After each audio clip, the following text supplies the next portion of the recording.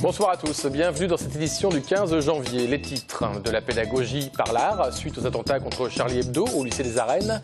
La communauté juive de Toulouse quitte-t-elle la France pour Israël? La vérité sur les chiffres.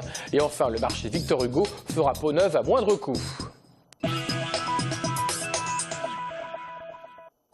Aujourd'hui, l'économiste toulousain Bernard Maris, victime de l'attentat contre Charlie Hebdo, a été inhumé à Montgiscard dans le Lauragais en petit comité.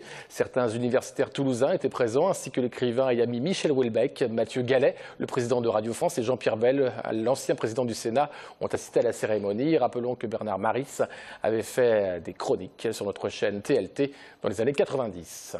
Suite aux attentats, de nombreux adolescents sont venus déposer un dessin sur la façade du Capitole. Dans certaines classes d'art plastique, les élèves ont tenu à travailler sur ce drame avec leurs professeurs. C'est le cas au lycée des Arènes. Témoignage avec Jérôme Bolloc et Alain Sorat.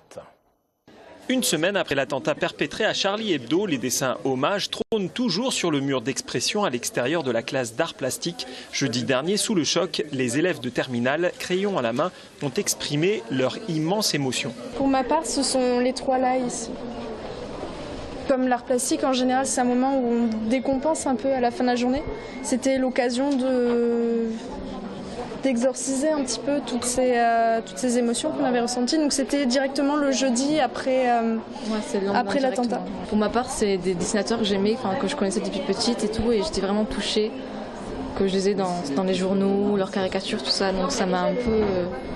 j'ai pas trop compris sur le coup, j'avais du mal à réaliser en fait. Pareil, j'avais rencontré T-News, j'avais des dédicaces de lui, j'avais un très très gros album sur toute son œuvre, c'était choquant.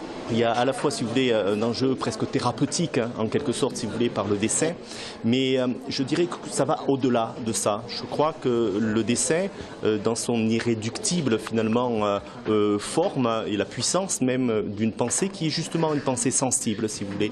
Et elle permet d'exprimer peut-être l'indicible, en tout cas pour certaines personnes. Et elle permet surtout, me semble-t-il, d'organiser ensuite, je dirais, une réflexion commune. Car les débats autour de l'événement et de la liberté d'expression sont allés bon train. Ensuite, dans le lycée, le mur d'expression a beaucoup fait réagir. Ça a eu le mérite de soulever justement la problématique dont je vous parlais tout à l'heure, c'est-à-dire est-ce qu'en affichant un dessin avec le prophète Mahomet, on veut provoquer ou pas, puisque la question s'est posée, des élèves, des lycéens sont venus me voir en me demandant pourquoi on les provoquait en affichant ce type de dessin. J'ai eu des explications très franches avec eux et ils sont ressortis convaincus de mon bureau en pensant que effectivement, ça n'était pas l'affichage d'une opinion, mais de véritables valeurs de liberté. Les élèves ont repris le cours de leur programme d'art plastique. Par pur hasard, ils travaillaient la semaine de l'attentat sur la notion d'indignation et de résistance, une réflexion encore plus lourde de sens désormais. Ce soir, après ce journal, et à 22h45 dans l'émission Carré VIP, vous pourrez écouter Pascal Nakache de la Ligue des droits de l'homme de Toulouse. Faut-il, oui ou non, faire de nouvelles lois post-attentat? Réponse. Moi, je ne suis pas certain qu'il y ait des choses fondamentales à changer dans le système législatif actuellement. Je pense que du point de vue de l'organisation de la sécurité en France, c'est peut-être davantage une réflexion sur l'organisation des systèmes de renseignement. On sait qu'on a en France d'excellents systèmes de renseignement, mais malgré tout, il y a eu, semble-t-il, des défaillances. Et là, il y a une réflexion à avoir sur la coopération internationale, sur les moyens aussi des services de renseignement, parce que c'est une question qui n'a, me semble-t-il, pas été pointée de manière très vive à la suite des attentats, mais malgré tout, on peut quand même s'interroger sur le point de savoir si les systèmes de renseignement sont aujourd'hui équipés, en moyens humains notamment, pour faire face à la menace. On compte, selon les chiffres de l'agence juive, 600 000 Français d'origine juive vivant sur le territoire. Chaque année, 100 000 Français quittent le pays pour s'installer à l'étranger. Parmi ceux-là, toujours selon l'agence juive, on dénombre 7 000 Juifs qui sont partis vers Israël en 2014, 2 fois plus que l'an passé. C'est ce que l'on appelle l'Alia, le grand retour. À Toulouse, on dénombrerait 15 000 membres appartenant à cette communauté. Combien sont partis depuis les attentats de Mera vers l'État hébreu et pourquoi? Réponse avec Pascal Solaire. Une vingtaine de personnes se sont déjà renseignées à l'espace du judaïsme pour quitter Toulouse et la France. Depuis mars 2012, date de la tuerie de Mohamed Merah à l'école Or Torah, qui avait fait 4 victimes dont 3 enfants. Une centaine de personnes juives sont déjà parties vers Israël, mais aussi d'autres pays comme les États-Unis ou le Canada. C'est la peur à 100% qui aujourd'hui crée cette augmentation du taux de l'ALIA. On a évoqué plusieurs facteurs. Il y a énormément d'émissions qui ont eu lieu ces derniers mois sur le phénomène de l'ALIA. On a parlé de la crise économique.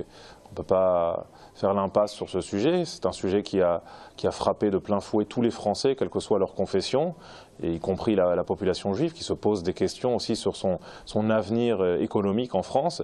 Mais je pense que ce sujet n'est plus du tout d'actualité aujourd'hui pour ceux qui décident de partir. On a parlé aussi de motivations religieuses, elles ont existé de tout temps.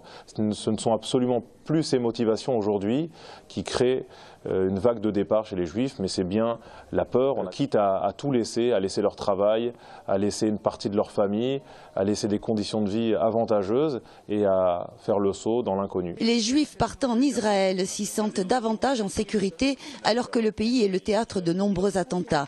Pour le rabbin de Toulouse, les Juifs ont le sentiment qu'Israël est mieux préparé au terrorisme et que tout y est fait pour l'endiguer. En Israël, ils seront également à l'abri des insultes et agressions physiques antisémites qu'ils peuvent connaître en France. L'ALIA est une décision difficile et quand bien même elle est prise, on estime à 20% le nombre de nouveaux arrivants qui repartiraient vers la France. Forcément, moins on la prépare et plus on s'expose à un risque de retour. Sauf que là, il y a un grand dilemme. Les gens partent parce qu'ils ont peur. La question est de savoir est-ce qu'ils reviendront aussi facilement qu'ils le faisaient avant. Avant, lorsque ça ne marchait pas, on n'hésitait pas à revenir parce qu'on se disait qu'on allait peut-être avoir une deuxième chance en France de refaire sa vie, ce pays dans lequel on a grandi, dans lequel on a évolué. Aujourd'hui, lorsque les gens partent parce qu'ils ont peur, eh bien, tout laisse présager qu'ils vont peut-être avoir tendance à plus s'accrocher si les choses ne vont pas. Parce que la plupart de ces Français qui partent ne le font pas par choix, dans le sens où ils le font parce qu'ils en sont obligés. Ils ne l'auraient peut-être pas fait à ce moment, peut-être qu'ils l'auraient fait à un moment dans leur vie, un peu plus tard, mais en tout cas pas maintenant.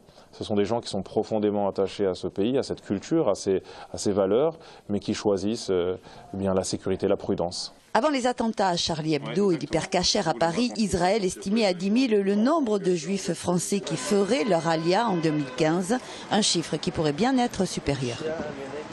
Un heureux dénouement dans l'affaire Bouchiki. Nous vous en parlions dans notre édition d'hier. Cheikh Bouchiki, 19 ans, de nationalité algérienne et sans papier, a été interpellé à la sortie de son lycée jeudi dernier lors d'un contrôle de police. Placé en garde à vue, le jeune homme avait été transféré rapidement au centre de rétention de Cornebarieux. Il était depuis sous le coup d'une expulsion imminente vers son pays d'origine. Finalement, il n'en est rien. Les services de la préfecture lui ont notifié ce matin son autorisation de rester sur le territoire français tant qu'il y poursuit ses études. C'est donc un grand soulagement pour le lycéen qui est rentré chez lui aujourd'hui et pour ses amis, ainsi que pour les associations qui l'ont soutenu. Je vous propose d'écouter son avocate, Saliad Sadek, au micro de Sophie Voinis.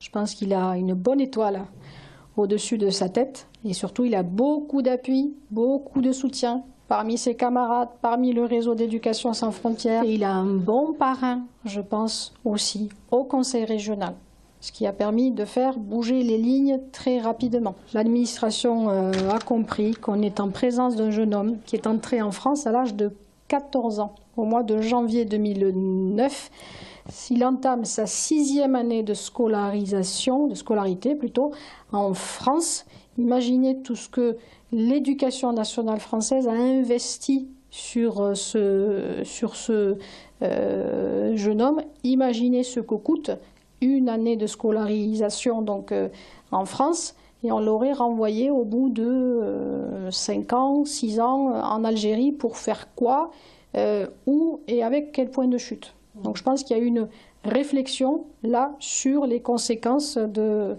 cette décision de placement en rétention administrative.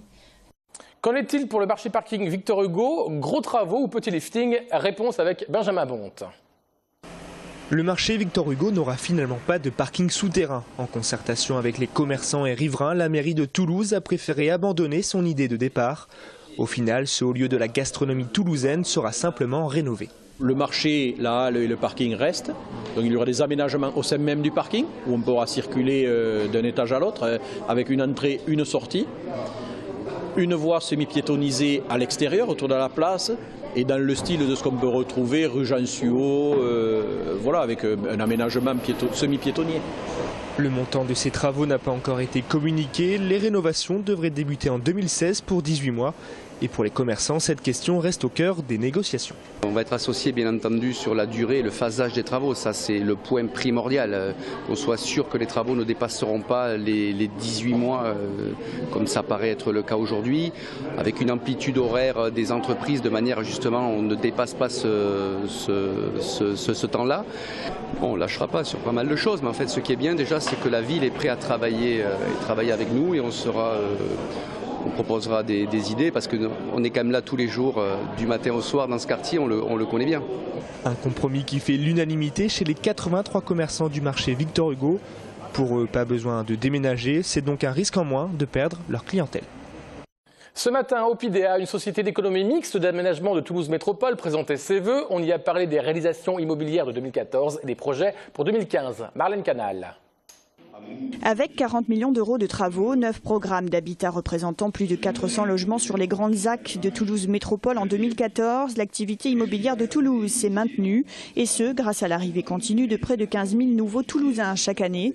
Les grands projets continuent donc avec une petite inflexion depuis le changement de majorité municipale en mars dernier. La volonté affichée, c'est d'être plus près des citoyens, d'être mieux à l'écoute en amont des citoyens, de façon à pouvoir intégrer le nouvel habitat dans l'habitat existant, de mettre en place un habitat à densité modérée, de façon à ce que nous puissions créer des endroits de vie où tout le monde ait envie de vivre. Et ce que je dis toujours quand je vais dans une ZAC, c'est que, et que je regarde ce que l'on fait, c'est la question qu'il faut se poser pour un aménageur, c'est est-ce que j'aurais envie de vivre ou de travailler ici? Je pense que c'est la question que nous nous posons en permanence. Une question qui s'est posée pour la ZAC de la Cartoucherie où de nouvelles orientations ont été prises au niveau des parkings. Elles sont pour l'instant à l'étude. Si en 2014 l'activité a été constante, en 2015 en revanche, il va falloir tenir compte des baisses de dotation de l'État. Cette baisse des dotations va perdurer, va continuer. Et il va falloir prendre l'habitude de travailler différemment, de travailler avec moins pour faire aussi bien ou mieux. Donc ce sont des notions qui rentrent dans le collectif des élus et que les élus prennent à leur compte aujourd'hui. Mais ça n'empêche pas de garder espoir. Et Toulouse Métropole, sous l'impulsion de Jean-Luc Moudin, continuera à investir. Plus de 240 millions sont prévus d'investissement. Pour ce faire, les opérations publiques-privées vont notamment devoir être privilégiées. Le nombre de logements livrés, toutes ZAC confondues, est estimé entre 1000 et 1500 pour l'année à venir.